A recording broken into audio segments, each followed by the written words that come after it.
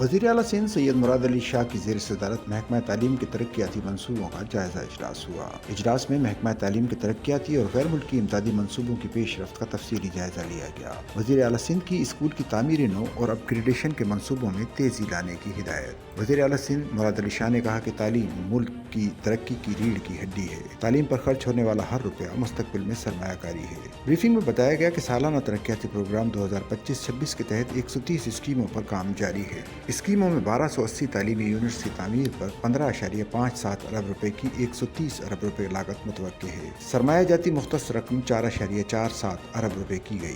وزیر اعلیٰ سندھ نے کہا کہ محکمہ خزانہ نے گزشتہ ہفتے 1.88 بلین روپے جاری کیے ہیں۔ منصوبوں کی تکمیل کے لیے 100% فنڈ جون 2026 تک مختص کر دیے گئے۔ پی ایس ڈی پی کے تحت 30 اضلاع میں 481 اسکول کی تعمیر نو جاری ہے۔ بریفنگ میں بتایا گیا کہ پی ایس ڈی پی منصوبوں پر کل 12.33 ارب روپے لاگت آئے گی۔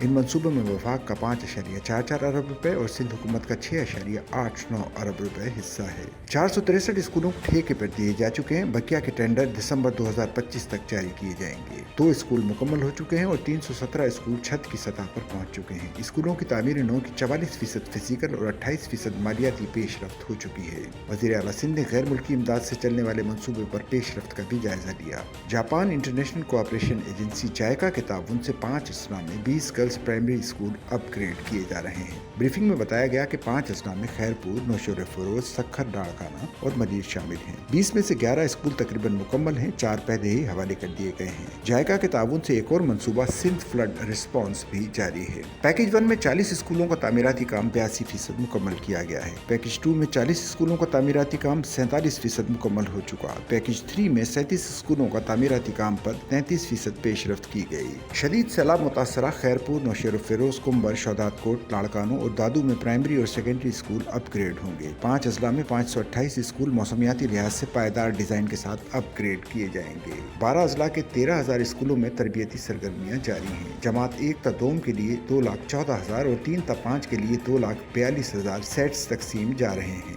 وزیر اعلیٰ سندھ نے محکمہ تعلیم کو کہا کہ منصوبوں کی بروقت تکمیل کو یقینی بنایا جائے۔ سچل نیوز نیٹ ورک کی ویڈیوز میں خوش آمدید۔ ناظرین، ویڈیو سے متعلق اپنی قیمتی رائے کا اظہار کمنٹ باکس میں ضرور کریں اور چینل کو سبسکرائب کریں۔